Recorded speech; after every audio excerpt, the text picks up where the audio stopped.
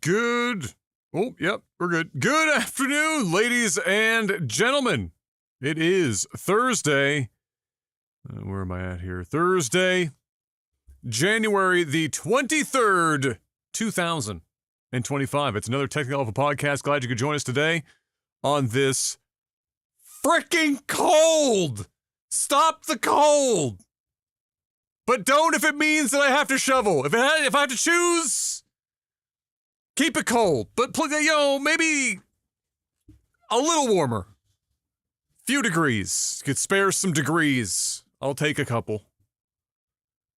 It's another technicalalpha podcast. We got a great show lined up for you today.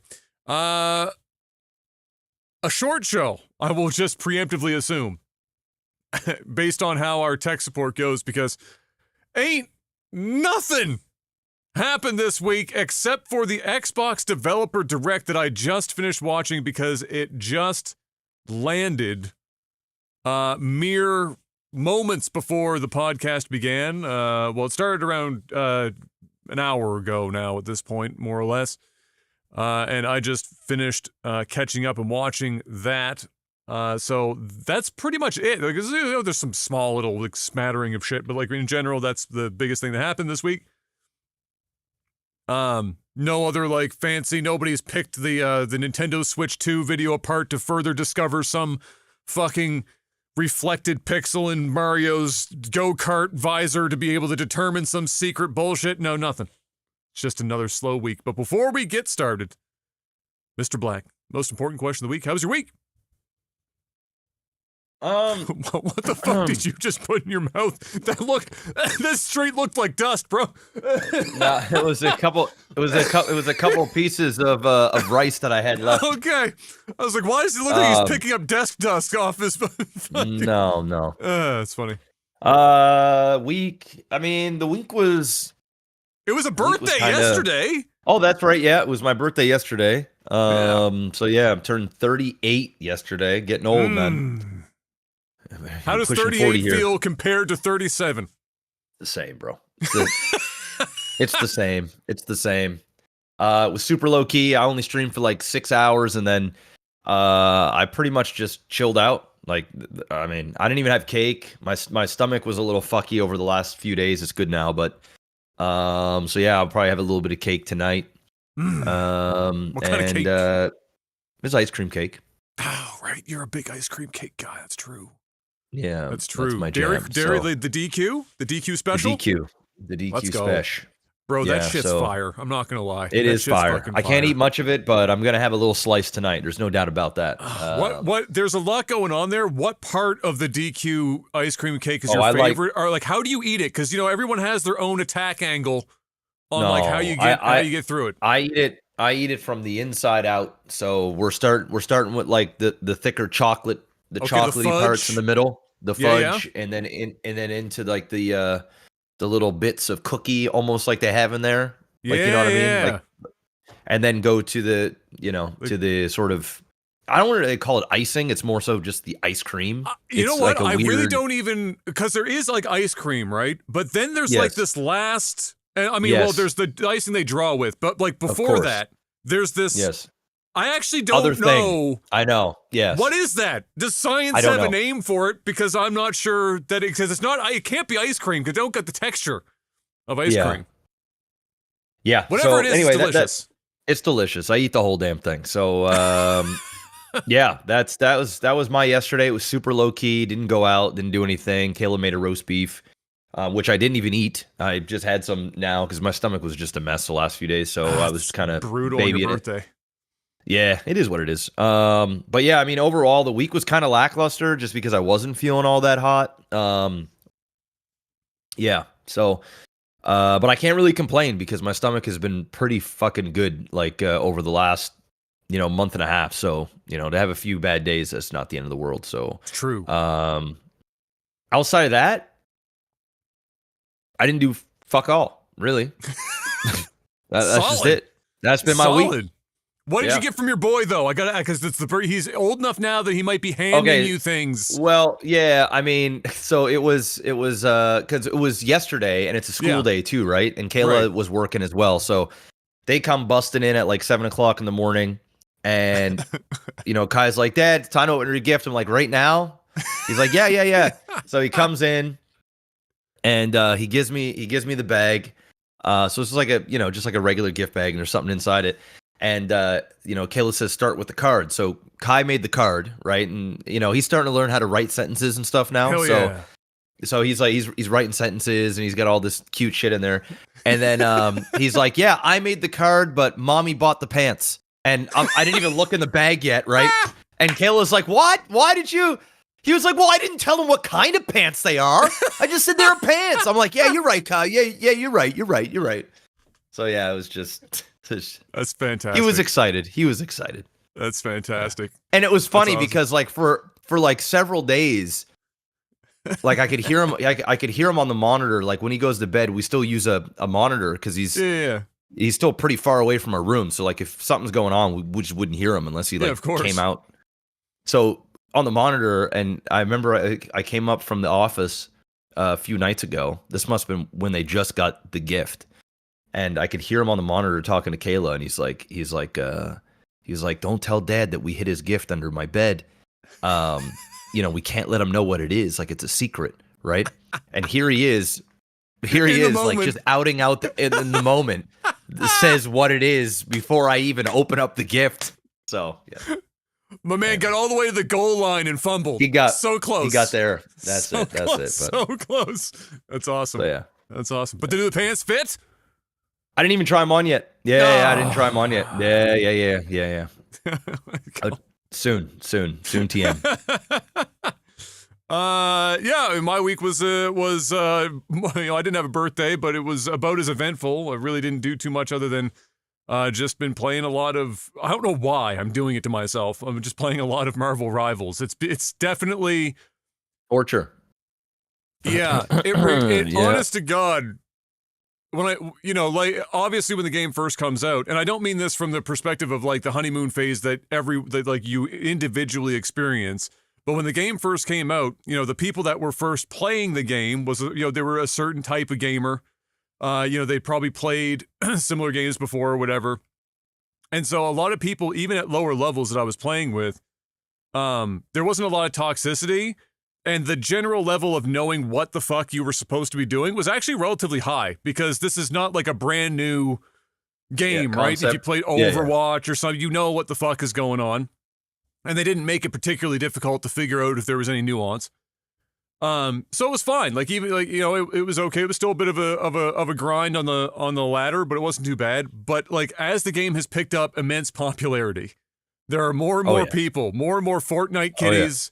And every skibbity toilet ass motherfucker come rolling through that don't know a goddamn thing but spawn and run in a straight line. And they are like it's reminding me frighteningly a lot of League of Legends.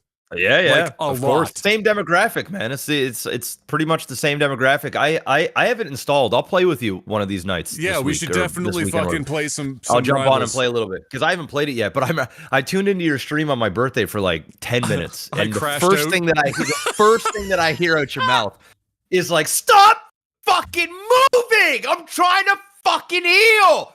And you're fucking raging out in the chat of these fucking dipshits. I'm like, yeah.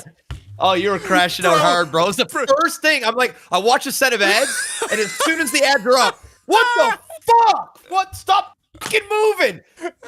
And, the dude's raging out on you. I know the exact fucking moment you're talking about. You're like, how the fuck am I going to heal you if you keep running from me? What the fuck? I'm like, yeah. Bro, you would have loved the earlier part of the stream because that was like a minor crash out. I was going like full mauled mode for like a solid 2 hours earlier in the day because it was one of those days where like the first game I had started on a bad foot, and you already know the whole day's fucked. The whole day's fucked. I remember I used to play League, and if the first game had a bunch of like guy leaves, some dude's fucking some dude's raging out. Blaming everybody else but himself. He's a complete and utter fucking hero. He thinks he's like God. He thinks he's like fucking Faker. And it's like, dude, you're absolute garbo. You already know the whole day's fucked. You're better off just shutting it down and just playing something else. But we always keep playing. We just keep playing. We play angry. It's great. 8 straight hours of just Oh, crashing fuck. out. Oh no. Just crashing out from beginning to end. It's brutal. Like it really like it reminds me so much like how they talk, how they like, and it's funny because the leagues almost line up. So last season I got to platinum, and then the game handed me, I'm not joking, like 9, 10, 12, somewhere in there, consecutive losses because of people who were literally, and I mean, I don't know how they feed themselves in the fucking, like, I don't know, pants, probably difficult. Definitely using Velcro shoes. No chance. They're getting to tie that shit. 100% Velcro. For 9, 10, 12 straight games back to silver 3. From platinum all the way straight line. No stops. Damn. Like a roller coaster that takes you to the top and then drops your ass in a straight, that was me. Yeah. And that makes the game even worse because now you're in the cesspool too. Yes. And to get out of that, it's like infinitely harder. You're in the trenches, bro. You're in the trenches. But I got out before the end of that season. I did get out. I was back in gold, and I ended at gold. But at the beginning of every season, they send you back a certain number of ranks, and that put me back in silver. I haven't been out since. I have been trapped in hell, nonstop, for an eternity. And it's funny because I'm watching my individual play. I mean, you know me when I play competitive games, I shit on myself constantly. You and I are both similar. We fuck up, we're literally just screaming at ourselves. I beat myself up all the time. Oh my God. But I also know when it's not me being the problem, and I'm watching myself get progressively, because I'm playing with such shit, and I play support, so I'm healing. So it's like herding cattle, like at all times. You know, it's just like League, where you're like being the psychotherapist, and you're trying to fucking get everyone on the same page. But you don't know what to say, so you don't set somebody off and they fucking AFK or whatever the fuck. And you're just doing it. And I watch myself get better and better. And I've got to the point where my splits, like my splits are that of somebody bordering on masters for healing, but I'm still in silver. Well, because you can't carry silvers out of silver, right? No. You need to have a couple of good other players that'll help you carry. Because if not, I mean, it's game over. Now, when you get to the high leagues, you can carry as a support. But in the low leagues, you're just there for the fucking ride. Like, you're just, Jesus, take the wheel. Pray that the RNG gods just give you people that can fucking tie their shoes. But, you know, you got a bunch of Velcro idiots, so it is what it is. There's a lot of, I will say, and I know the age, because we've gotten old enough now that that the vernacular is completely different. Like, the older end of Gen Z speaks pretty much the same as millennials. There's not like there's a couple of like, you know, meme words or whatever they might use.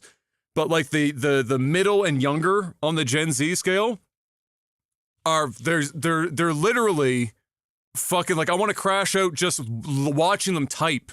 Like we had sayings and shit when we were younger, but they're speaking like, what's the closest thing? What's the oh my God. Fuck. Back in the 70s, down in the States, in the cities, there was the black community had a very specific. It has a name. Where they spoke, it was basically almost like it was code to white people because nobody knew what the fuck they were saying. It's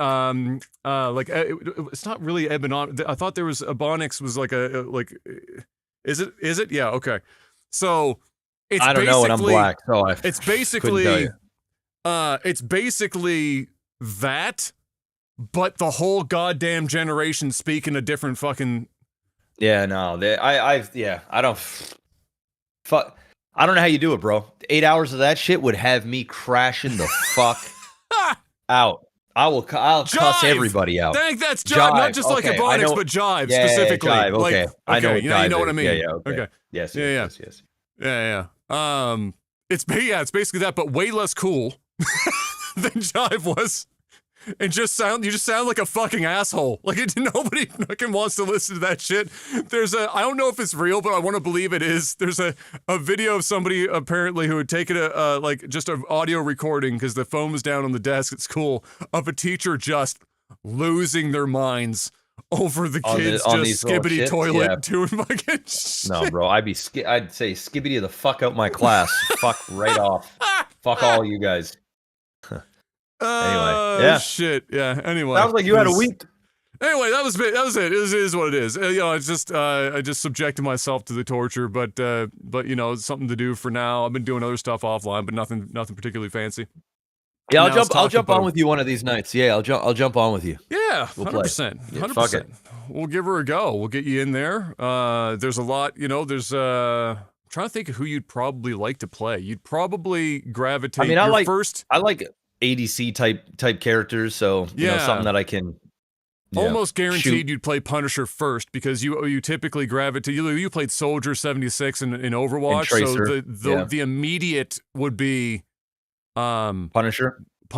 And Star-Lord is the closest thing to a Tracer. Double gun, fast shooting, target down, get out, kind of and then an ult that makes everyone fucking rage, basically. So it's perfect. Yeah, I'll definitely play that. Yeah. That'll be the one. Gaming news. Like I said, Mr. Black, not a hell of a lot going on out here in these streets, but we got some. The Xbox Developer Direct happened today. You'll remember last week we were spitballing ideas of what we might like to see at this thing to give us literally any hope that there was a heartbeat left in the soul, and there just was not. There just wasn't. There just wasn't. There were 3 third-party games that are coming out on everything.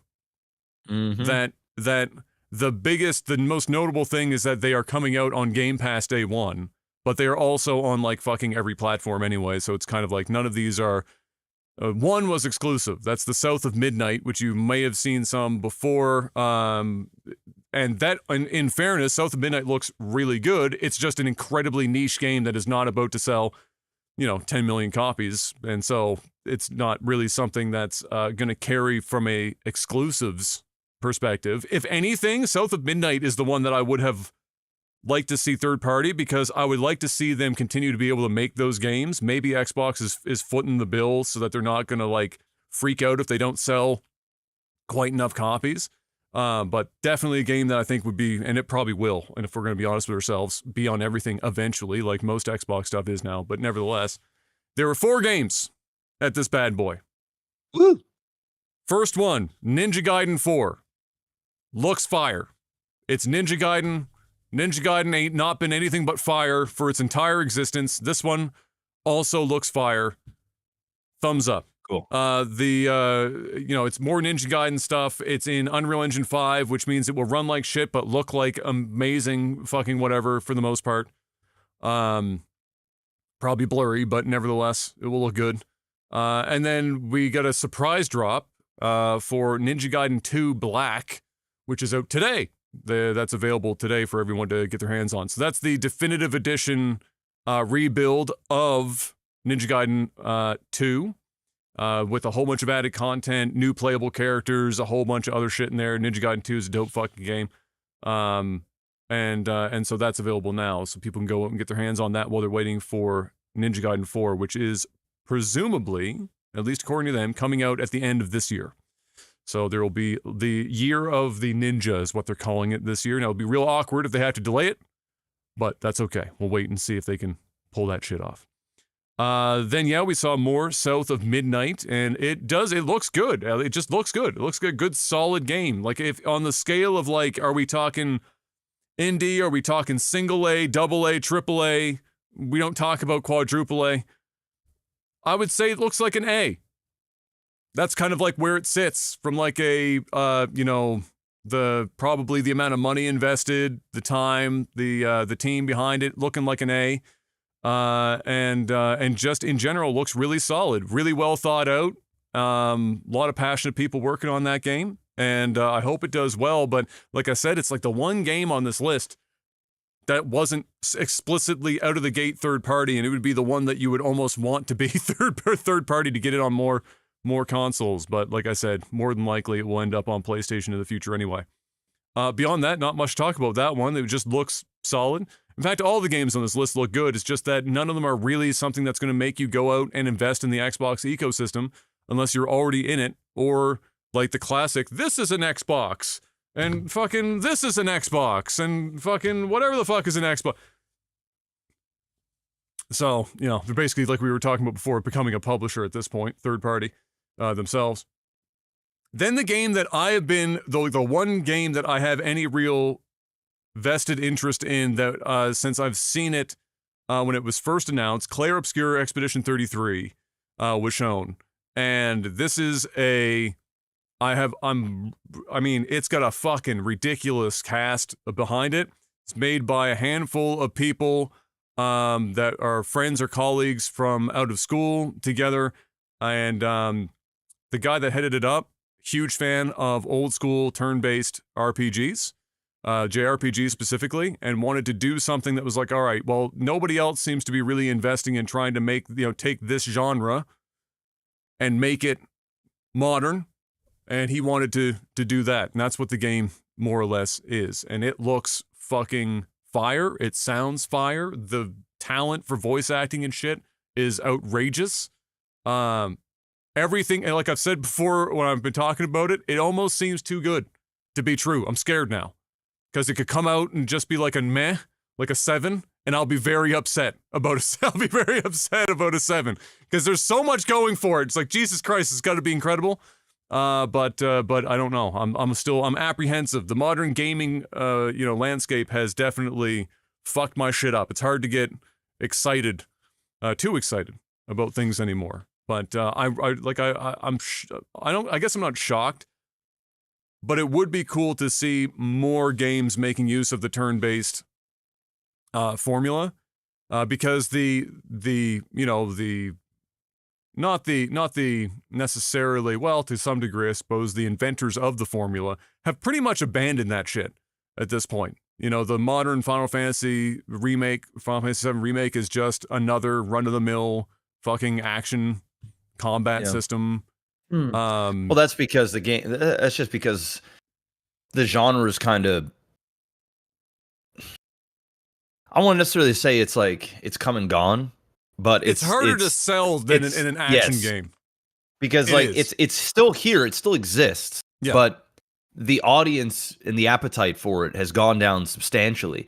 So these developers and publishers, they have to go, okay, well, we have to sell copies, lots of them.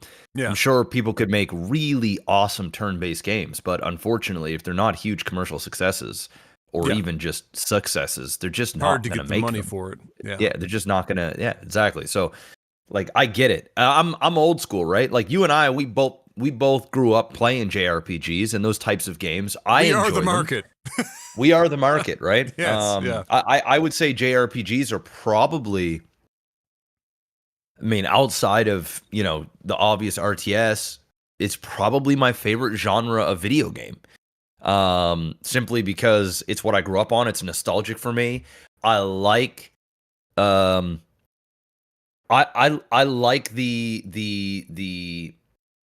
See, I wasn't like, believe it or not, I enjoyed playing Final Fantasy 13. I thought it was fine. Like, I don't think the first one, 2 and 3 was Final Fantasy 13-2 was just ass. Whatever the hell that was. And Lightning or whatever. Was not any better. Yeah, it was. They're not. They were objectively worse than Final Fantasy 13. Final Fantasy 13. But I wasn't pissed about the direction they were going. Like, it became much more linear, but it still had a Final Fantasy feel. It was turn-basedy enough that it still kind of felt, it had a nostalgic feel, but it also kind of felt like, okay, we're evolving a little bit. I'm okay with this. But now I find things are a little bit too action-based. It's a little too, I feel like those types of games have lost that feel now. It's a little too it's cool to like kind of like run into a battle and it's seamless and you don't have that like and then you gotta like wait like yeah, like, you know what I mean? Like it's cool to not have that, but at the same time, like, they just feel different to me now. So whenever I hear of JRPGs, if they're turn-basedy, I like it, and I like specifically JRPGs. I've never really been huge on American RPG games. I just love Japanese-based role-playing games because they're fun and their characters are eccentric and they're good. So yeah, I'm all for a JRPG game. Yeah, I don't know if you've seen any of it. You should catch the trailer. Oh, you have? I have. Okay. I watched Yeah, the yeah. Xbox thing. Oh, I did watched you the watch that? majority of it. Oh, okay. Oh, good. Yeah. There you go. So you've seen it. Oh, well. Holy shit. Mr. Black is ready today. Showed I'm up ready. to play on this field. Let's go. It's game day. So how did you feel? Well, now that you've seen it, I can talk to you like I don't have to assume you haven't seen it. So how were your feelings on Clair Obscure? What did you think of how they displayed the combat? It is pure cool. turn-based. Yeah. It's turn-based. It's cool. Yeah. I like it. Am I gonna run out and buy this game? I don't think so. Just because I just don't have time to of course. do Yeah. But if people say they're excited about the game, Yeah. I get it. It looks like a solid game. If you play it, I'll probably watch a bit of it and see. Yeah, I mean, 100% playing it. 100. Yeah. No, I will it be looks unfortunately, well, fortunately and unfortunately, when it comes out, I'm gonna have to debate when I'm gonna start it because my honeymoon trip will be in and around that time, and so I might wait until that I'm comes back. out when does it come out? In a few months, right? April, yeah. I believe, and we're heading out in late April. So I'll either, depending on when it's out, I'll either have to wait or I'll make the call to wait and then do it as my thing when I get back.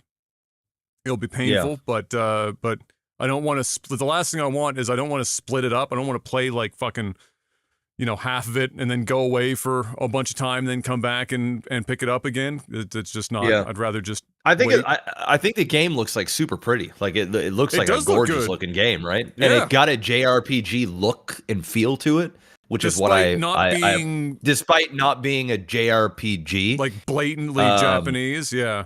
Correct. Yeah. So I mean, who knows? Maybe the story is ass. Maybe, but the gameplay looks pretty fucking cool, man.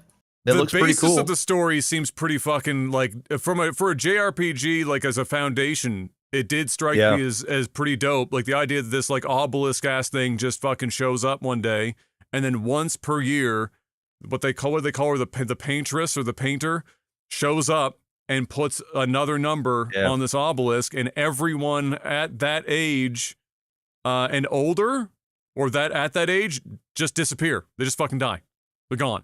And then the next year comes around. So that number, Expedition 33 is that year. Anyone at age 33 is fucked. Yeah. And it just keeps going. I think this game looks the best out of all the games shown. I think this game looks the best. Yeah. Oh, it's definitely the one I'm actually most interested in for sure. Yeah. I like that they when I played Lost Odyssey, they had some elements of not I've always between Lost Odyssey and then like Legend of Dragoon, I've always been waiting for somebody to do turn-based where there is interacting elements when you're doing the attacking. Nobody's really done much on the defensive side, but on the attacking, Legend of Dragoon, one of my favorite systems, having to like get used to doing the fucking button presses and stuff for each move was fucking fire, bro. That shit was dope as hell. And nobody really did much with it. Lost Odyssey had a very minor thing with the ring system that was basically hold the button down and let it go at the right time. But otherwise that was it. And now this looks like we're getting it on the attack side and the defense side, interactive elements on top of the turn-based system. I think that is a perfect way of kind of bringing the genre up a bit from where it was. And then also just utilize, we've got, like, when you mentioned Final Fantasy 13, when I first played it, I hated it, but the one thing I didn't really hate was the combat. The combat was decent. Yeah. Changing, and it wasn't pure turn-based in, like, it was ATB system, right? So it was similar to 7, right? Where as soon as the bar was up, you got to be ready to fucking, get to work. And being able to do all your combinations and changing your fucking style on the fly for what phase of the fight, whether you're doing Ravager or Sentinel attack or whatever, or defense or whatever the fuck, was all great. I actually really liked it. And what it allowed for the action on screen to look like an action game, dynamic. Make use of how gorgeous the game was. It wasn't like in Final Fantasy VII where it was like 3 people on one side, 3 people on the other, and occasionally you see something where they're like, they run over, and then they run back. It wasn't that anymore. And that's what Claire is doing. Is like kind of looks like they took 13 and said, they had something going over here. What more can we do? And it's true, it looks dope. So I'm pretty excited about that one. So we'll definitely be playing that one. When it comes out. this isn't an Xbox exclusive. So like No, it's not. this ain't saving Xbox. You know what I mean? No, This is just a good 100% game that's no. just so happenly to be coming out on Xbox, and that's the show. Be playing this shit on PC all day. Yeah, yes. Anywhere, really. Anywhere you can get your hands on it. But it's and let's be honest, it's a turn-based RPG. Even if it's really good, you know, It's still not going to if you sell projected it out, gajillion copies. Yeah. let's say it sells, 6 5? million copies or 5 million copies. Yeah. That would be a real good fucking day for Claire Obscura. For a JRPG like game, and an unknown IP, that's huge. Yeah. So, but that's not moving the needle for Xbox, but it's still good to have it. Good that it's on the Game Pass day one. So if you're on Game Pass, great news. It's another game that you can play without having to go out and spend $700,000 on it brand new. Which is funny. I don't even think they're charging full price for this bitch. Well, I think when they first announced it, but one sec. Expedition 33. Maybe I'm conflating it with something else. Yeah, $50. They're not even doing the full AAA. That's outrageous. I love it. Then final in that list, we had Doom: The Dark Ages. I gotta be honest. I'm not a Doom person for the new games, but I'm not gonna lie. It looks fucking fire, bro. I mean, Jesus Christ. They got a mech section in there. You like Mighty Morphin Doom Ranger, for Christ's sake, and they've got a fucking Panzer Dragoon Orda ass friggin' segment now where you're driving a giant mecha dragon. I prefer this Doom style over the last ones that they did. Like, there was one where you were just basically like fucking running like crazy and just shooting shit down, and there was another one where you're just jumping all over the fucking place. And this one, it just seems a little more grounded, literally, and you're just a brute, just kind of running through shit. The shield thing that they got there is pretty cool. The only thing that I can see with this game is I just feel like it's going to get very repetitive and boring. Like, I feel like you're going to experience this for a while, and then it's going to be the same type of animations and the same shit sort of over and over and over again. But I'll admit, man, it looks cool. I'm not going to run out and buy a Doom game by any means. But, yeah, I mean, it was pretty cool to see a gun that like shoots and it's just mowing like everybody down. Just like they're all like, into and the they're not even, bro. Yeah. It's just it's ridiculous. The game's ridiculous, but hey, the Doom fans are probably going to be eating this up. So, oh my god, it looks cool. Yeah, I mean, Doom, I think it was like Doom 2016 was the first like modern one they did. That one did really well. And then the other ones were like, they did well, but people were kind of like on the fence. You either loved it or hated it, for the reasons you gave, like because of the movement.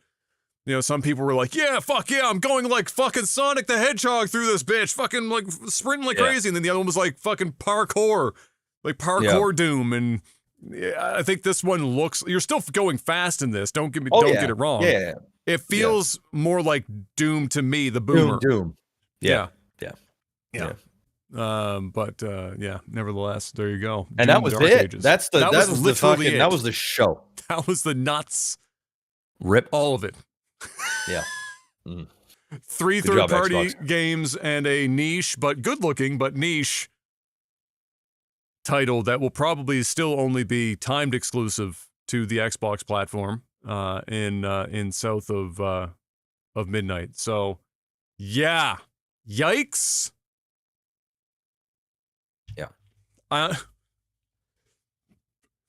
really do think, I mean, this was like their number one burner card. We've got what's left in the year. We got Summer Game Fest, Tokyo Game Show, and the Game Awards. So they've got three major events left to produce anything of value. And I do seriously believe that in 2025, if they can't, because again, we talked about this before, they have somebody heading up hardware. Somebody is actively with a group of people trying to fucking create something that people are going to give a shit about for a console, whether it's handheld or otherwise. And they have a very limited amount of time for all the reasons for somebody to buy this upcoming hardware, to get excited about that hardware. And after 3 or 4 years of almost nothing, and by almost, I mean, we're talking like maybe 3 games in total that you could pull out, and even then you'd have to struggle to fucking think about them. I think they're in some shit. I think they're true. Yeah, bro. They're fucked. I mean, the head of the hardware department. They'll be made obsolete, and it will just be, the head of Xbox will just be the man or woman saying yes and no to publishing games. Yep. Steam, except without all the glory of Gaben in real time. Just for quick news, Mr. Black, Pal World developer Pocket Pair made its first game publishing move, with plans to publish the next game out of Sunset Studios, which are the makers of Tales of Kenzera Zao, which was a pretty solid release. I think that was their first game from that studio, if I'm not mistaken. So anyway, they've said they're going to partner up and they'll be the ones to publish their game. So obviously not sitting around waiting for Pal World to no longer be, profitable. They're taking the opportunity to branch out into a little bit of publishing themselves in smaller studios. So there you go. And Insomniac Games, the long-time lead creator, really, of and CEO Ted Price, is retiring after some 30 years, which means he's been at the helm since literally its inception. He was a founder, and has brought them to their insanely strong position they're in today. So huge dub on this career, fucking mammoth dub. This is the man who headed the studio and created the studio that gave you Spyro, Ratchet and Clank, Resistance, Sunset Overdrive, and of course, the modern Spider-Man franchise, which has basically been 50% of Sony's portfolio for 10 years at this point. So huge dub, well-deserved retirement, and he goes out on a high note. The man did not wait until he became the villain. He's gone. He's done. He said, all right, my time here is done. I'm out. And it's almost, I think he left. If you compared his time of leaving to like the heads of Blizzard, the Blizzard guys stuck around maybe too long. He's getting out at just the right time. Getting out and probably contractually for the Blizzard guys when they made the when they got acquired, they probably were contracted to stay there for an X amount of time right before they left. That is true. So, it is what it is. That's fair. And otherwise, that is quite literally all that happened in the world of gaming this week, Mr. Black. No new news about the Switch 2, which I was kind of like expecting with all the leaks that happened before the announcement. I was thinking, maybe this week we'll just get even more, but no, nothing major. I'll just throw this in here. Very short, 5090 graphics card. Get the reviews today. That went live today. The embargo lifted. And for 30 or 40, 30% more money over the 4090, you can get about 20-ish% more performance. So the math is mathing very hard there, and you should definitely go run out and spend $3,000 on a graphics card today. Good luck.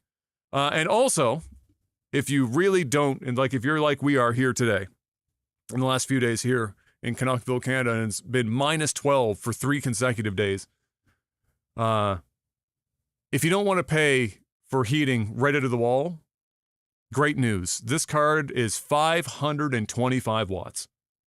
I'm going to say that one more time. This card is 525 watts, which means if you're running your games uncapped, which I'm assuming you are if you're going to spend this much money on a graphics card, you're just fucking running that shit to the tits. You are putting out as much power as the heater in my bathroom right now in a graphics card. We are out here in these streets. And that's it, Mr. Black. Time to do a little sellout for me. Patreon.com/LagTV. Head on over there. Throw money at the screen if you want to keep seeing us. Come here each and every week doing our thing. So go on over there and do it. And if not, that's okay. There's another way you can support. It's called NordVPN. Get yourself a virtual private network. Use our link. It's nordvpn.com/OTT. It will also be in the description of this podcast on YouTube. Get yourself a 2-year subscription. Stay safe, stay anonymous on the internet. Watch different regions of Netflix and other streaming services at the click of a button. Plus, you can use up to 10 simultaneous devices, 30-day money-back guarantee. If you don't like it for any reason, get your money back within 30 days, no questions asked. They've been in the game for over 11 years. They know what they're doing. Easy to use. Super simple. You can use it on your PC, your Mac, your iPhone, your Android. On virtually any device, you can get your NordVPN up and running. And like I said before, it's easy to use. So go check them out. Great way to support us, the sponsor, and of course, yourself as you are surfing the interwebs. And yeah, go check them out, guys. Big discount when you use our link. That's it. Beautiful. Now it's time for, I was going to say the non-existent because there ain't nothing, but just say the jingle anyway.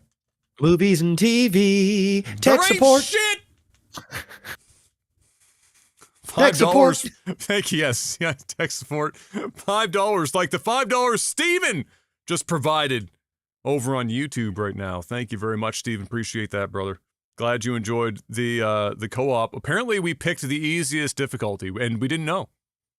I didn't even know you could choose difficulties. I didn't see the option.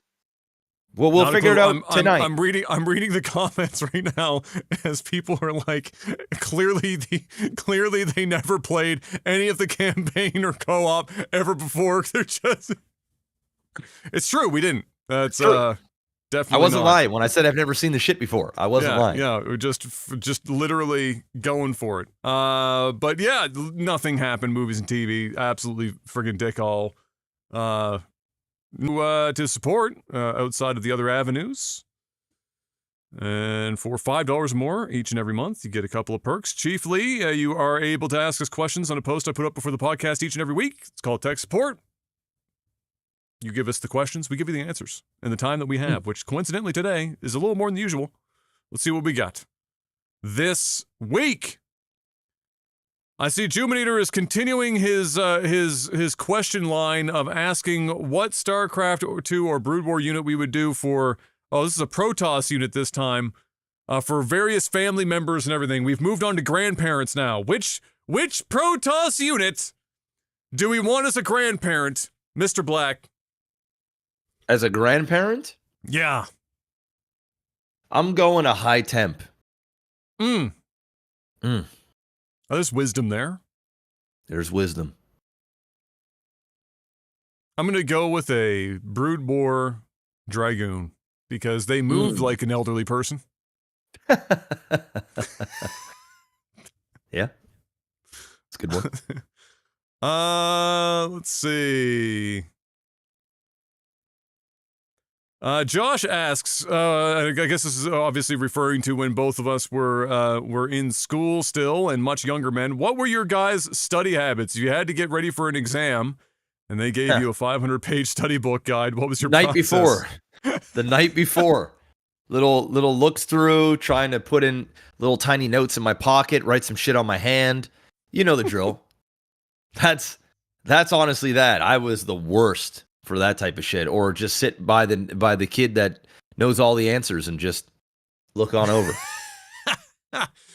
I was really bad about studying until I got to university because I didn't really have to get good enough grades to there was no impetus for me to fucking study that hard until I hit university, and then that hit me like a truck, because if you don't develop good study habits before university, that's a wall and 3/4. And so my first year at university, I hit the wall hard, and had to dramatically alter and learn some study habits to keep my grades up. Otherwise, I would have been in shambles. And given how expensive it was, my father would have removed me from this earth, much like he brought me into it, if I had not gotten my shit together. So, I mean, like, when I could, and this was whether I liked the class or didn't, if we were covering a specific, let's say they had a textbook, a specific chapter,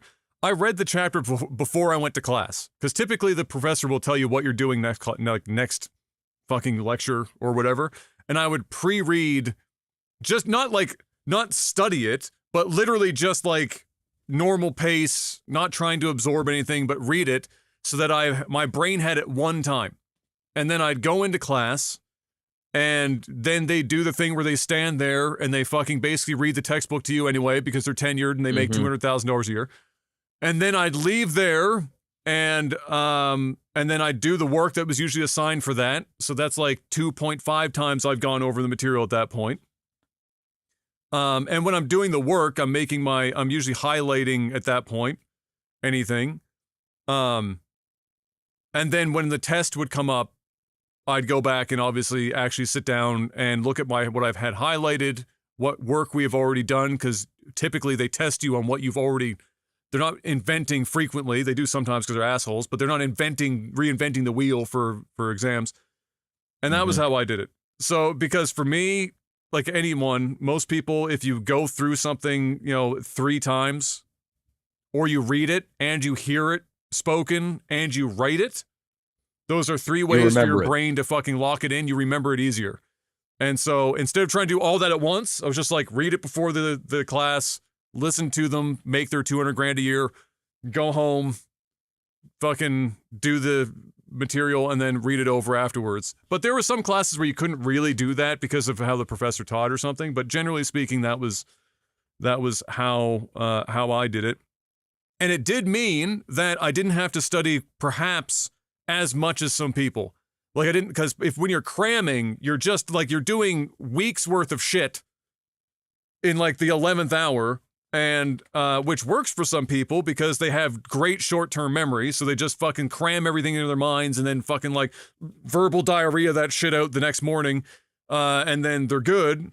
But I was never that, I couldn't fucking do that. I had to do a little bit of everything. And honestly, the best, and the way that I always suggest for final exams especially, or midterms, and this could be high school or whatever, but mostly for university for sure, is that there's almost always like study groups where people are just getting together. Usually you've made friends to some degree or acquaintances in your classes, and people are getting together to try to like prepare for exams, midterms, or whatever. If you can do the work ahead of time, like I was explaining, typically you can explain to somebody else in base terms what all this shit is. And if you become like, you're not tutoring per se, but if you're like teaching or explaining the concepts to somebody else, for me, that locked it into my brain. Like it never left at that point. So if I got to a place with topics where I was doing that, like I was in the study group and I was helping other people, like just, this is the concept we're going to talk about, this is what this means at like a high level, it fucking stayed in my mind and made it 1,000 times easier. That was the key. But if I was trying to do what Jeff did, or what I saw some other people do, where they were like caffeine pills and fucking just that was raw dog, that I would have been fucked. I do not have the constitution. School's not for me, bro. School is just not for me. It's just I don't particularly enjoy it. On the other end of the spectrum is Hun, because I studied with Hun constantly in university. He's a different animal. He'd go in, he'd have three meals for the day done. He'd go to the library and his ass would not leave for the full day. He would get up like once an hour to stretch and do like his military fucking routine. It was funny. It's hilarious because like you can see any Korean guy does the exact same fucking stretching routine. It's hilarious. It's like synchronized swimming. They all get up and do the same shit. And he would be there and dialed in for like 7 hours. No fucking, I sit down 3 hours in, my brain doesn't retain anything else. It's done. It's fried. He would just sit down for 6, 7, 8 hours and just, and then just like get up and stretch, and that was it. And the fucker got a 4.0 GPA. He can suck my dick. But hey, did well for him. Now he's living out there in BC, beautiful family. It was great. You got to see him at the wedding. Yep. Shout out to his kids, by the way, for not crying at all during the whole thing. Yeah, fucking miracle. I did it all for them. It's great. It's true, accurate. But you did it stealthily. It was good. Yeah, I did.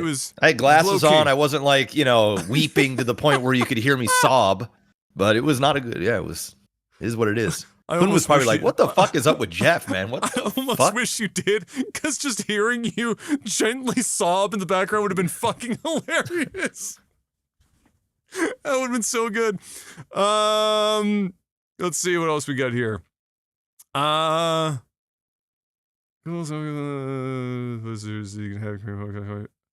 no.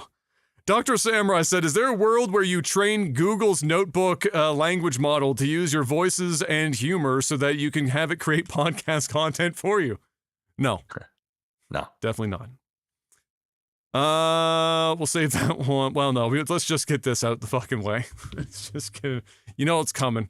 There's a lot going on in the world, and we're old, and our audience is old, so they're asking the questions, Mr. Black. What are our thoughts on Mark Carney? Comes from Zonix. I mean, I've watched Carbon so much tax Canadian Carney? politics shit in the last Carbon fucking tax goddamn- Carney, that guy. I mean, listen. Yeah, as most of Canada knows him, because nobody knew who he was until fucking, for better or worse, Pierre gave him a nickname. Yeah, the carbon tax Carney. Here's the thing. I think he's better than Justin Trudeau at this point. I think anybody is. Yeah. That's a very low bar. But he's also just a fucking an absolute dipshit. So, he ain't getting my vote. So well, he might not even be in the position to get your vote. He might not even. Yeah, I mean, it's gonna be between him and Freeland. So yeah, at the end of the day, fuck both of them. And if they're this interim prime minister or whatever, as soon as there's an election, either one of these dipshits is out of there anyway. So unless Pierre does something catastrophic, and I think even at this point he could still do something pretty catastrophic, and he's gonna be all right. So yeah, I don't really have much of an opinion on him. He's just been a weasel that's been behind the scenes, basically being Justin Trudeau's lapdog, and he's a big reason why a lot of these stupid fucking taxes and all these stupid fucking things were being put in place anyway. And now he's trying to go back. Same with Freeland, they're trying to go back on this. Oh, we can remove the carbon tax and shit, and we're gonna. It's like, okay, you know what? Just shut the fuck up, okay? Let's just call an election, and let's just stop these games, Canada. Please, for the love of everything that's holy and sacred, bro. Trump is just memeing us 24/7, and Justin Trudeau's got a thumb up his ass, and I'm just over the saga, bro. I'm just at this point. Yeah, he's got the whole fist up his ass. Yeah. I'm just over this. I'm just over the whole liberal agenda at this point. That whole party needs to just be wiped out and recreated and get back to actual liberal values. Like, not this crazy fucking shit. The traditional Canadian liberal is a very different beast. Very different than what we're at now, man. Yeah. Yes. I mean, dude, it's like the old liberals are what the NDP are kind of now. Although they're even more. They're like more of a socialist. I think they're even further left. They're even further gone. You might even be. Yeah, you might even be like NDP. Yeah, you might be. There you go. That's a better. That's a. There you go. They're just going even more left. They've gone so far off the fucking deep end. Yeah. That's a better way to describe it. The old NDP are like the liberals now, and the NDP is just like Bernie Sanders on drugs. Led by VJ Dipshit Singh. Yeah. Or Jag Singh. Jagmeet Singh. Fuck that guy, bro. VJ Singh, man, I'm golfer. The golfer, the black dude, the fucking. That's where I'm at. Yes, that's where we're at right now. VJ Singh in. Replace Jagmeet Singh with VJ Singh. And I'm here for it. Let's go. I'm here for it, man. Damn, what happened to VJ Singh? Is he still golfing? Probably not. He's probably like. 100%. He's got to be like 65 years old now or some shit. All those guys are still. He didn't swing that hard, so he's probably just golfing like on the seniors tour. He had a hell of a short game. Yeah, man. He was just good in general. He was just good. Yeah, I would. Yeah, I mean, no, I'm here. I don't really have too much to say about. It's hard to because until recently, because we don't know anything about him. We don't know too much about him. We've only heard. About him and his stuff that he does sort of behind the scenes, and now he's weaseling his way through him. And him and Justin Trudeau are basically like two peas in a pod, and you get rid of one and he's just going to be another. Same with Freeland. It's the same shit. It's just the same shit. Ain't nothing going to change.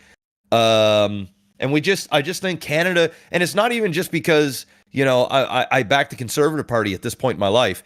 And I was a longtime liberal, like for many years, many years. Even when Justin Trudeau first started out, I was still voting liberal. Well, that's because you're fiscally conservative, but your policies are or traditional more on liberal. Canadian liberal. Yeah. Correct, right? And yeah, exactly. That's exactly. But that whole party's changed now. It's just gone full off the deep end. Yeah. And so like even liberals aren't even identifying with what the Liberal Party is today. They're just like, this ain't it, bro. Like this is wild. This is wild shit. So that's just sort of where I'm at. I just want to change, and the majority of Canadians want to change. Everybody can say what they want about Pierre. Oh, it's just a Donald Trump 2.0. That ain't it. Definitely ain't a Trump. But at the same time, like he just holds more conservative or Republican type viewpoints. Which and let's just be real. I mean, people can say what they want, but let's just call it what it is. Republican and conservative values right now. There are arguments, obviously, on both sides. I don't agree with everything, but it's just more. It's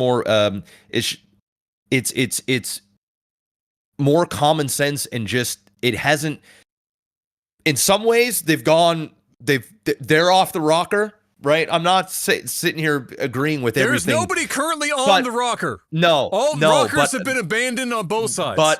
But I can confidently say that where we're at right now, from a liberal side, is they are so far gone that like even hearing some semblance of just common sense and just not these extreme ideologies and world's these weird, easiest to win election possibly of all time. Just don't be a fucking radical nutbag. Like, I mean, some of the shit that comes into these people's mouths, I'm like, are you like, what the fuck world are you in? Like, what are we doing? Like, these are the leaders of countries. Like, what are we doing? Anyway, it is what it is. Yeah, Carney.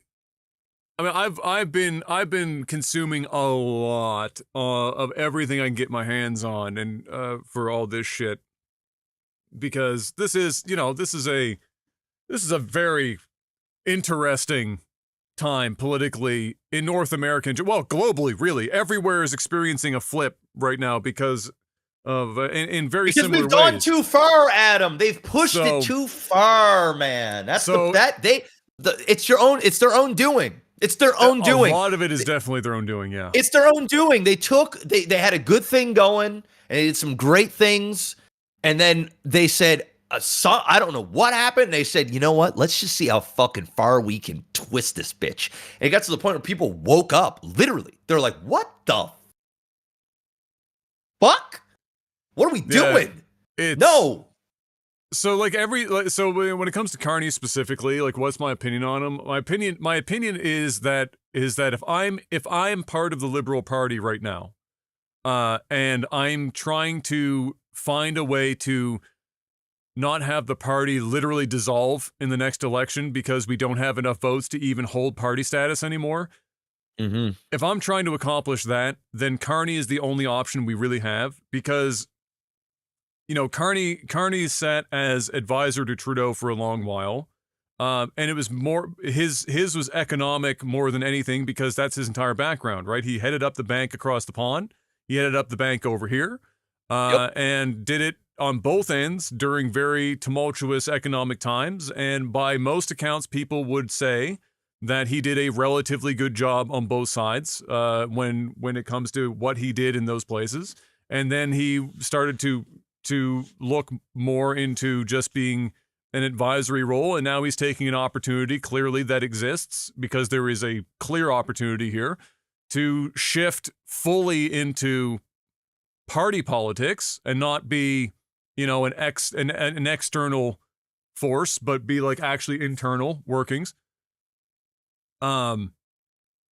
And I mean, between him and Chrystia Freeland, it's not even a fucking question as to who they should probably back as a party. I think it's brain dead. Mr. Speaker! Well, like, even regardless of the fact that her voice is like nails on a chalkboard,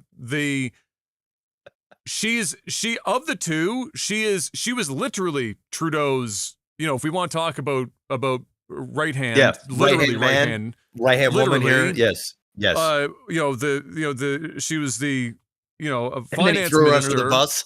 finance minister and deputy prime minister, basically for 9 years. So if there was anyone that the average Canadian who by the way, from like a poll of people recognizing them by name and picture, Christian is the only one they really fucking like know. Like Carney, there's like a small percentage. Christian like is way for obvious reasons. She was deputy fucking prime minister and finance minister. So Yes.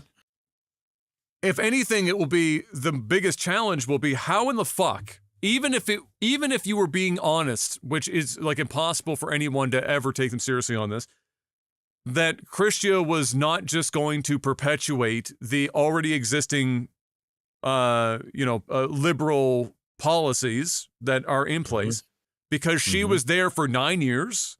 She was literally deputy prime minister and the finance minister who just was the head of the $20 billion overspend on an already overspent $40 billion budget. How in the fuck do you convince people that even if you wait, like you might convince the party, but then you have to now go to the polls for the Canadian population to vote for you, and you've got to be able at that point, you're only getting votes specifically from people who just from your liberals, they just will not bring vote. themselves to vote for anyone other than a liberal. So correct. That's the only vote she gets. And that, I'm afraid, might get them in a position where they're fourth place. They might dissolve. I really don't think they're going to fucking dissolve as a party. But they'll be like third or fourth place. They won't be the official opposition. It's more likely to be the Bloc, to be the official opposition. And the NDP, despite the fact that they're headed up by a wet noodle, might actually be third place just by existing in a time where the Liberals have burned everything around themselves in their own home. So, my opinion of him is from a Liberal Party perspective, he's the only choice, clearly, even though politically he's not as well-versed as Christia. He's the closest thing that they have to be able to point at it and go, this guy is going to head the new version of the Liberal Party, not the one that we had for the last 8 years. I don't even call it 8 years. I'll say the last 5, because the first 4 of Trudeau was a totally different fucking animal than it is now. 100%. So, but they have to literally reinvent the wheel now. They have to convince people this is a different, and he's the only one they have. So it has to be him. So it'll be interesting to see him try to, on the fly, in a very short time, get his feet underneath of him to speak like a politician. Because we saw him on Jon Stewart. I don't know if you saw him on Jon Stewart, but he went there and he talked on Jon Stewart. It's the first thing he did as his soft launch before he announced his candidacy, and did his thing there. He did pretty well. But when he got to the podium to actually officially announce it, and he was reading from like a fucking teleprompter or whatever, it was just kind of fucking... So he's going to have to, if he's going to pull, get people behind him, he's going to have to work on that. It'll be difficult. But that's my opinion. My opinion of him, generally speaking, is I don't really know much beyond his banking experience. How much? Nobody really knows exactly what his advisory role was to Trudeau, other than just second and third hand information. And it's not like, and we know how pig-headed Trudeau was. So like he could be advising Trudeau, and Trudeau could just be like, not listening to a fucking word. I just think he's just a mouthpiece for this dude. I think it's going to be the same shit. He comes in, it's going to be the same shit. So it is fun to watch the Liberals try to backpedal on the carbon tax and backpedal on capital gains tax and backpedal on all this shit, because they just put it in. Like it just happened. And they were fighting for it. They were fighting for it. Yes. They're getting pressed on this shit. And they're defending it and questioning it daily. Yes. And now all of a sudden you have a change of heart? Oh, come on, man. You can't. It's over. Game over. So I mean, it is what it is. I just wish Justin Trudeau left a while ago. I wish Jagmeet would have had gruesome fucking balls and called a goddamn election. But he wanted his pension, and that's just the honest to God's truth. That's just what he wanted. He dragged this shit out, and now he dragged Canada through the mud.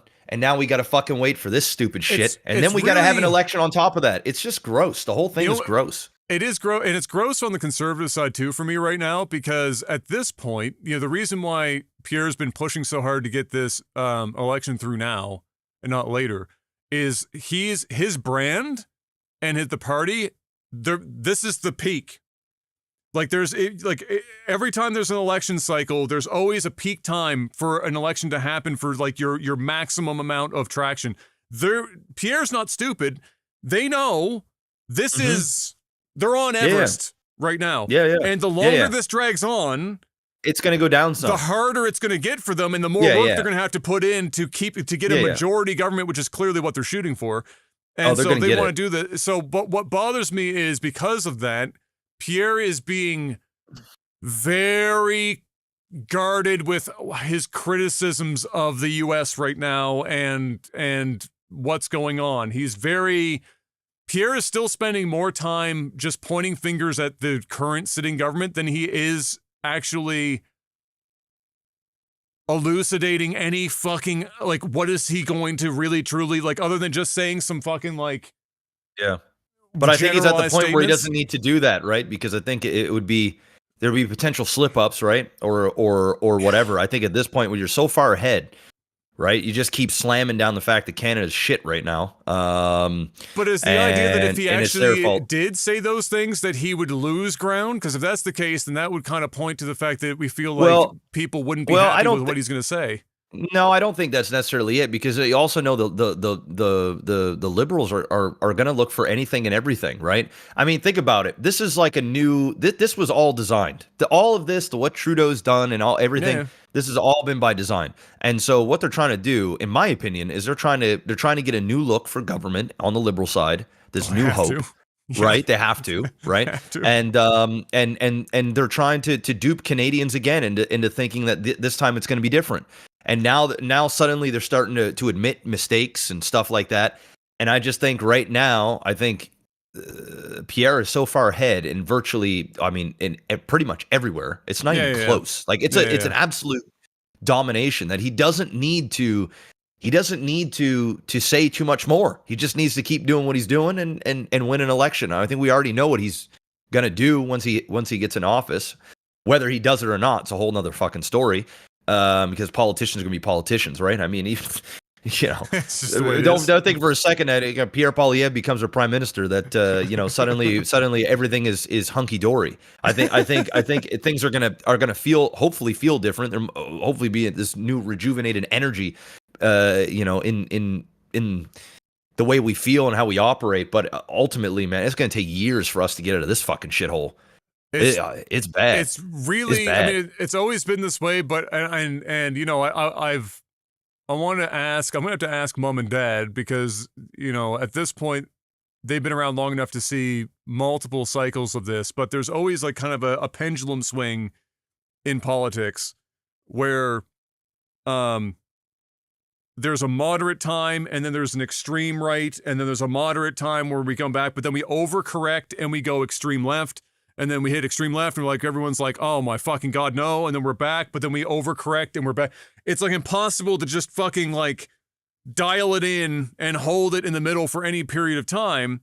And it seems like even when we get a leader, and this is just Canada specifically, I'm sure this is in the States as well to some degree, you get a leader that does manage to hit it, the longer they stay, the harder it is for them to keep it from continuing to just push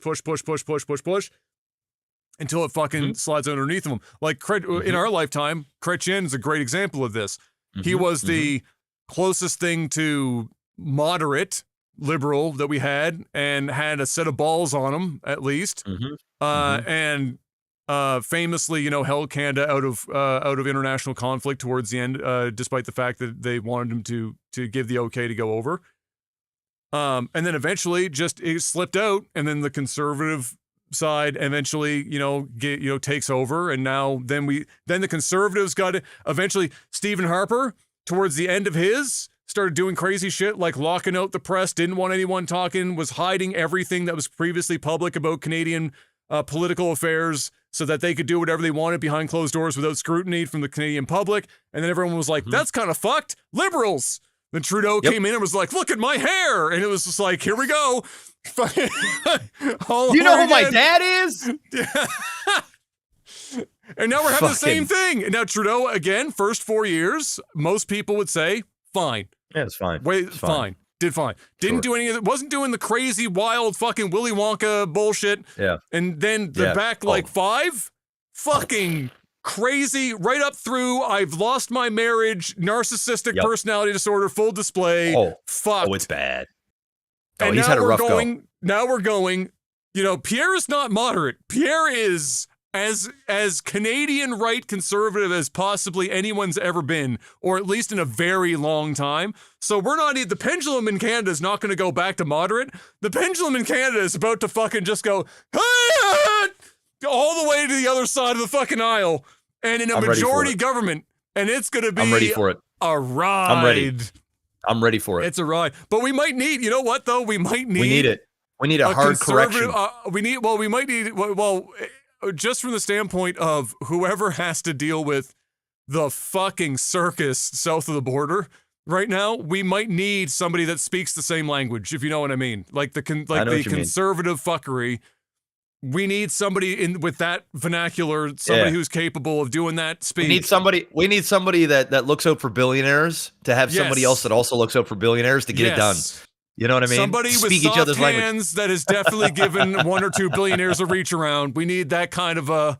I'm here for it. I'm here for it. I'm over what we had, so I'm here for it. And then I'll probably be over what we have, and then I'll be ready for something else. But one way or another, I hate where we're at now. I hate it. It's brutal. I hate it. It's true.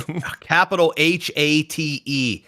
Hate it. I can't think of anything that is good about where we're at right now. I can't think of one. I can't think of one thing. I can't. It's true. It's gone. It's gone. It's over. It's all pretty rough out here in these streets. It's true. It's fucked, bro. The Blainer, if you could create any ice cream flavor of your choice without any restrictions and sell it in the grocery store, what would your flavor of ice cream be? Shit, that's tough. There's a lot of ice cream flavors, bro.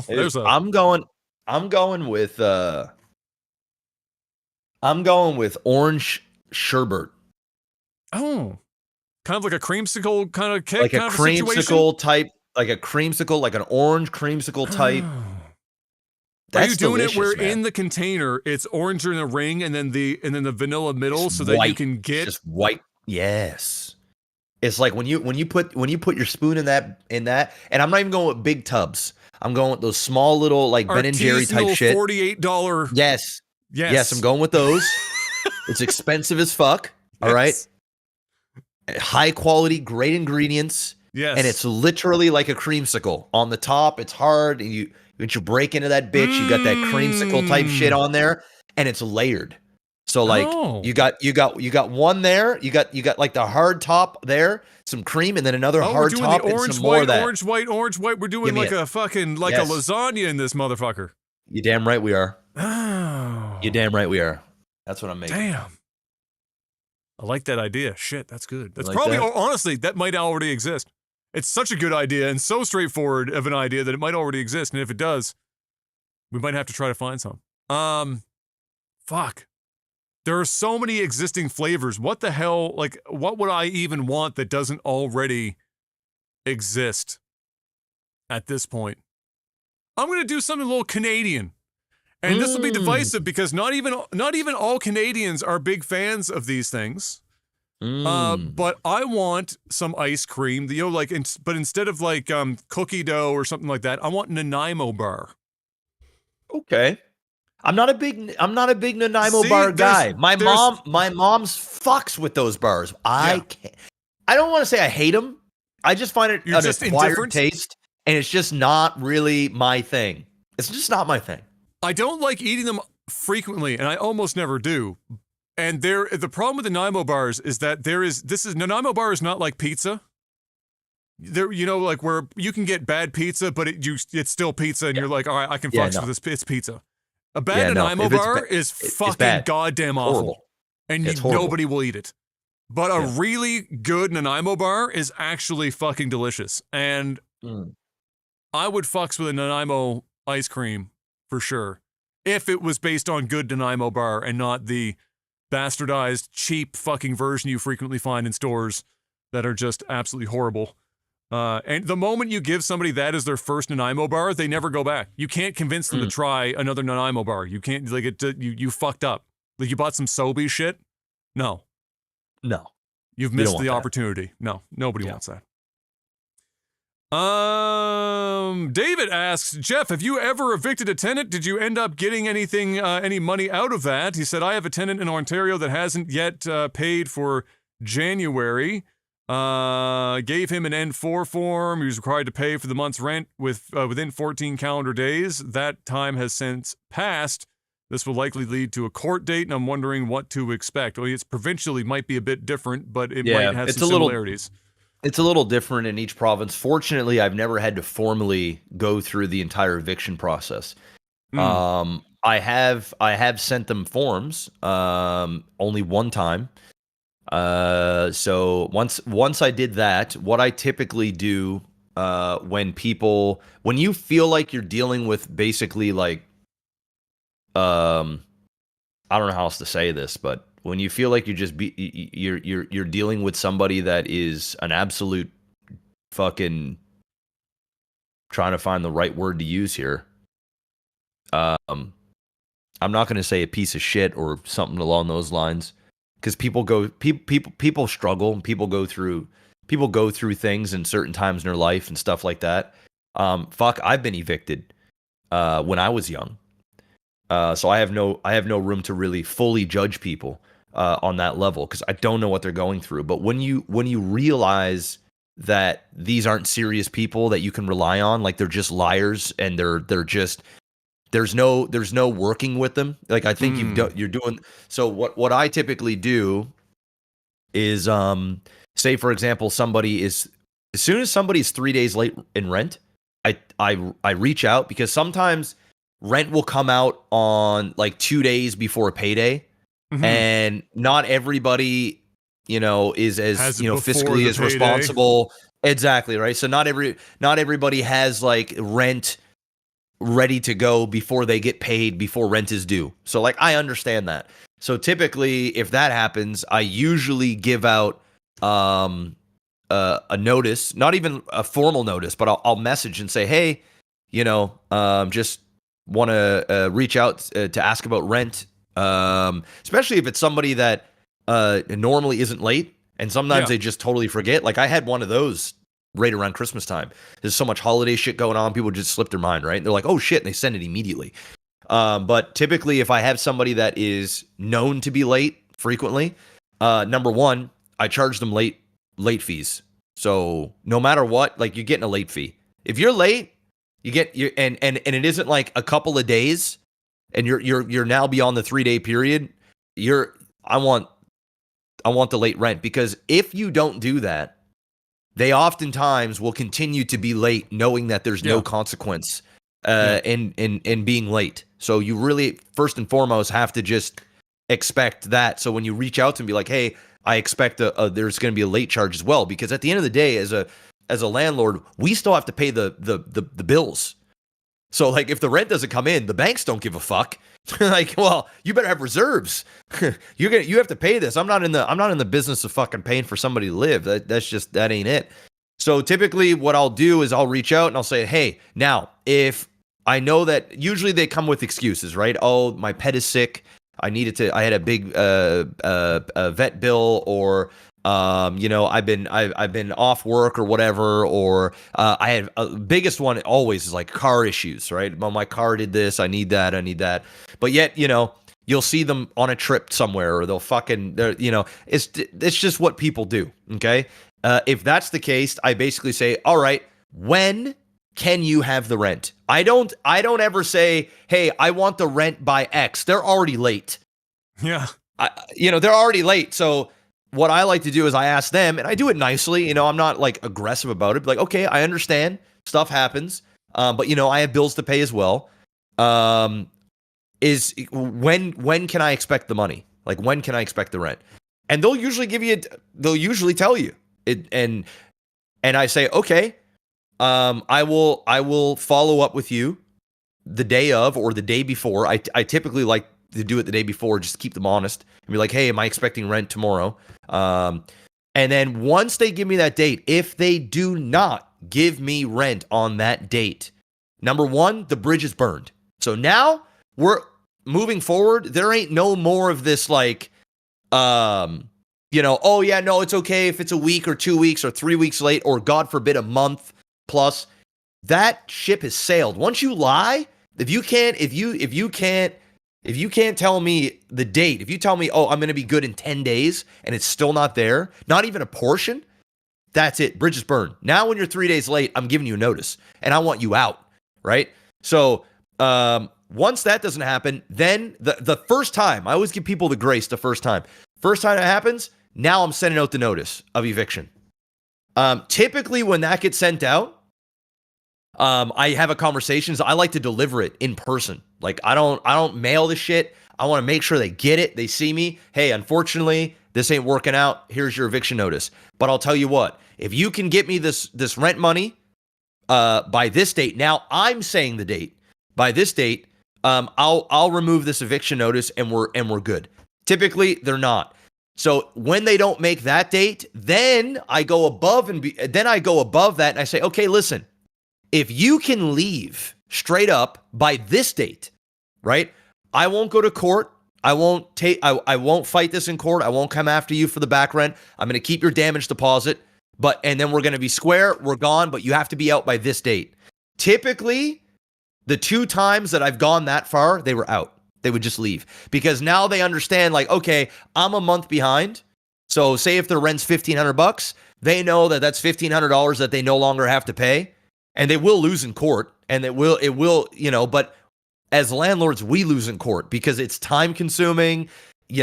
Chances are you might not, if you've been so neglectful and they're 2-3 months behind, you ain't never seen that fucking money, man. They ain't fucking paying you shit. Even if the judge is like, yeah, you owe these guys, how are you getting this money?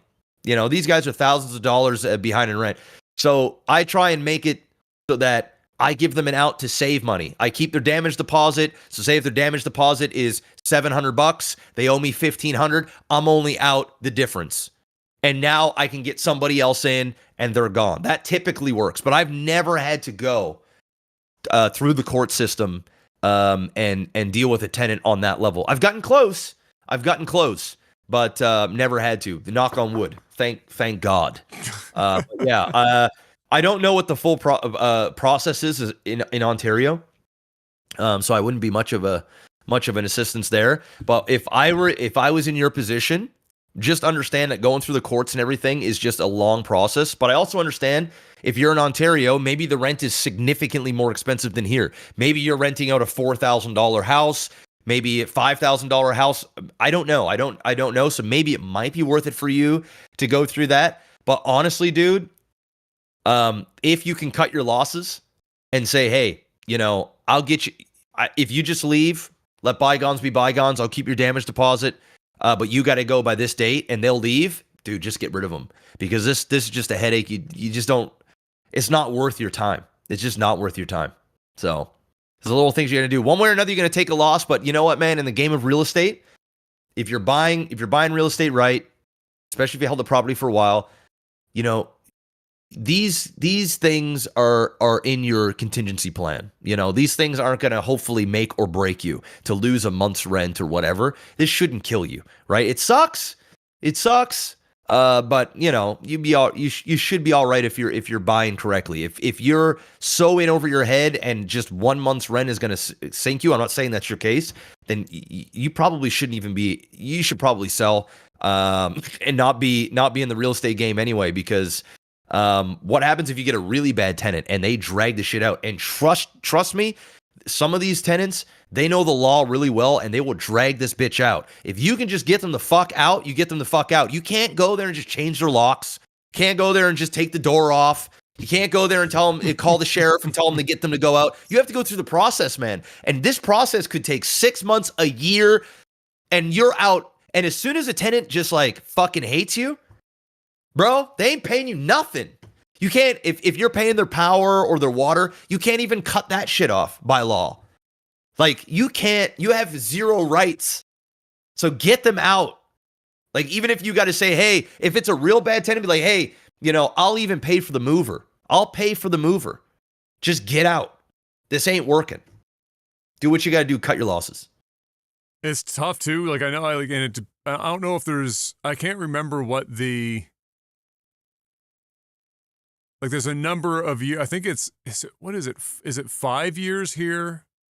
Like if somebody rents a place for 5 years or more, their rights get real fucking spicy.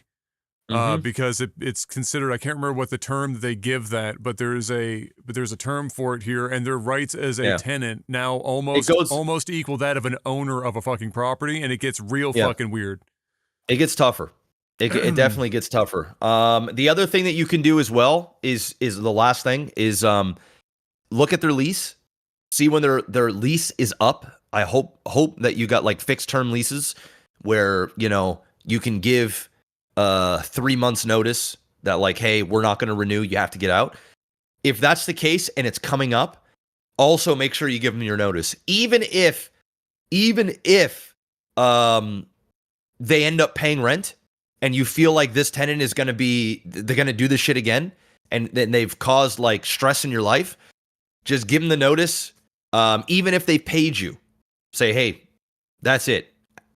Come April 1st, we're done, right? Well, although you couldn't do it April 1st now because we're in January, February, March, April. Yeah, you'd be up. So May. So say like May 1st, we're not renewing. So your move out date is here, and get them out. Just it's not like here in Canada, in most parts of Canada, the vacancy rate is like 0. Yeah, I mean we have 2% of the population of India that has come here to Canada. You're not gonna have a hard time filling up any type of place. The population here is insane. You can rent this place out. So don't feel like, oh, I can't find another tenant. If you're in Ontario, you're finding a tenant. Oh my God, yeah. Just get them out. Easy peasy. Kalutzi said, happy belated birthday, Jeff. Question for you boys. What's the most memorable birthday that you've had that you can say on stream? Bro, the most memorable birthday I've ever had in my life, and I was just thinking about this yesterday, was the surprise party that you guys all had 30th? For me. Yeah, that was my most memorable. And honestly, it's very hard to keep a secret from me because I kind of like, I'm just pretty aware of what's going on. And I had no idea, like none, 0.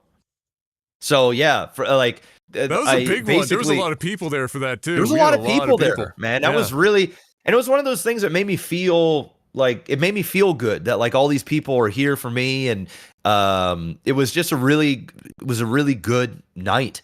It was very, very memorable. Most memorable birthday of my life. And I've had some pretty cool birthdays as a kid and stuff like that. But like that one meant a lot to me because it was like, for one, I had no idea. Everybody came together. They put a blindfold on me. We drove somewhere. We were supposed to go somewhere. It was supposed to be a surprise. And I thought like, okay, maybe like some of my family will be wherever I'm going and stuff like that. And they didn't want to see where I was going. But we kind of drove around and ended up back at my house. Yeah. And I take off the blindfold and there I am. There's my house. And then everybody's in the hallway like, surprise. I'm like, whoa, shit. Okay, that's cool. So that was cool. That was a fun one. Yeah, no, that was good. That was a solid birthday. I sang Tom Jones. You did? At your 30th. That happened. Only the chorus because I have no idea what the rest of the song is, but it was good. Sang Tom Jones and Jordan did the Carlton dance. The Carlton. It's not unusual. Yeah. It was a time. That was after a lot of alcohol that happened. Mine, I'm not a big birthday guy, in all honesty. I'm not like, my birthday comes around. I have been known to forget when my birthday is sometime. Like I'll wake up and I'm just going through my day and somebody will remind me it's my birthday. Like I do not pay that close attention to my birthday. And so I never request or really expect or want any like crazy over the top. For me, I just want, typically it's like, I'll get mom to make one of my favorite dinners, have mom make, her chocolate cake. And I get those things and then not do anything that I don't want to do on my birthday. And that's it. I don't want anything more than that. And so that's pretty much been most of my birthdays. There's nothing. I mean, when I was a kid, there were some standouts. back when you're younger and you're having like friends, like a bunch of like moms are calling up moms. I used to do big sleepovers at your house. Yes, bro. I remember all those parties. They were fun. So those were like the memorable ones. But when I got into like my late teens and shit, I just was like, I don't fucking care anymore. I just want dinner, cake, and a fucking beer. Oh, I thought you were gonna say a blowjob. I was like, yeah, hell yeah, yes. Me too. But also just a beer as well. Let's see. We're almost down to the end over here. Let me see what we got here. Oh boy. Okay. This Roran said 5 sitcoms, but one has to be deleted forever. All right, you can delete Seinfeld. I'm gonna list these here. I don't know if he has Seinfeld in this list. He might not. I don't know. He doesn't. All right, so I'm going to list these, and then one of these has to be deleted forever. Okay. Friends. Okay. How I Met Your Mother. That 70s Show. Okay. Fresh Prince of Bel-Air. Modern Family. Oh, I'm deleting, what was the second one you said? How I Met Your Mother. Gone. Deleted. Keep everything else. That's quite literally the easiest question we've had in a hot minute. Yeah. That's super easy. Incredibly easy. I mean, How I Met Your Mother is the Game of Thrones of modern sitcoms. They absolutely fucking annihilated their first 3 or 4 seasons. All over it. And then the final runs, they didn't know when to stop, and it got worse and worse and worse until it ended in possibly the most infamous and shit ending to a sitcom in television history. Ever. Yeah. Yep. That was such an easy one. God, you could have at least you could have taken How I Met Your Mother out and like threw in like a fucking, I don't know. Office? I don't even know. Yeah, The Office, Big Bang Theory, or like Full House, or any of those. But I mean, let's be real. There are very, very few modern sitcoms that were truly worth ever shooting. Like the sitcom had a real good run from the mid 90s through the mid 2000s. And Modern then after that, funny though, bro. Modern Family. Oh no, I'm not saying they're bad. I'm just saying that the number of good ones versus how many are being produced, like, are getting like fewer and fewer and fewer and fewer and fewer. Modern Family, Modern Family's fucking fire. It's very funny. There's many good sitcoms. I mean, the 70s Show is funny as fuck. I enjoyed the 70s Show. Great. That's a classic, man. There's a lot of good ones on there. I mean, Fresh Prince, probably top 3. I mean, Arrested Development is one that's not in this list that I adore as well. But there's a lot. I mean, there's some good ones. But out of this list, I mean, come on, bro. How I Met Your Mother? Yeah, it's not even close. Be serious. Oh God, oh no, bro, this is a diabolical fucking one here for a number of reasons. I don't even know if I want to answer this, so I'm going to make you answer it first. Ace High. It's a marry, fuck, kill. All right, but you're not ready for this because there's no winning this one. This is all bad. No matter what you do, it's bad. Canadian Actors Edition. Oh, you ready? Okay. Keanu Reeves. Oh. Ryan Reynolds. Oh. Michael J. Fox. Oh, I'm killing Michael J. Fox. Oh, bro, you can't do that to a man. I know, bro. I'm sorry, Michael. You gotta go, bro. Michael J. Fox, he's gone. I'm fucking Ryan Reynolds. I mean, he's definitely the best looking dude there. And I'm marrying Keanu Reeves. I mean, if you're gonna spend your life with somebody, why not? Why not in these 3? Why not it be Keanu Reeves, man? Know what, though? It's easier. That's easier. That's an easy one, man. It sucks because you don't want to kill any of these dudes. You don't. But Michael's got to go. He got to go. I'm glad you said it. I ain't fucking Michael J. Fox. I'm not fucking him. I'm not going deep inside Keanu either, man. I got to marry Keanu Reeves. Like, what the fuck? I'm not going deep inside Keanu as a sentence. Oh, I mean, you know what? I'm glad you said it first because my answer's the same. I didn't want to have to say Michael J. Fox. You have to, though, unfortunately. He is goated, but... He's fucking good. Dude, how is that man, gotta go. one, still alive, fighting the disease he's fighting, and two, looks younger than me? How the fuck is that possible? Because he's a god, bro. He's a legend. He's a legend. He's a legend. Crazy. He is a legend. Yeah, but I mean, you can't fuck him. And you can't, I mean, you could marry him. I mean, if you want to kill Ryan Reynolds, you could. I mean, I would imagine that Ryan Reynolds' energy would just get fucking annoying, but I'd rather just fuck Ryan Reynolds, you know what I mean? Out of the three. Because you could just fucking be done. You know what I mean? I ain't marrying Ryan Reynolds. It seems like a lot. It does seem like a lot. Yeah, it just seems like a lot. Like, can you deal with Deadpool, like, on a daily basis? No, I just couldn't. Right? So, I just think that's the only way to answer this. It's fair. Dark, but, it is what it is. The only answer to marry is definitely Keanu Reeves. I mean, let's be honest. That is 100% the only fucking one to go with. Yeah. Yeah, and I mean, you're married to him, so you might stick it in him a few... I mean, you're married, right? So, I mean, shit, who knows? Keanu Reeves. Wow.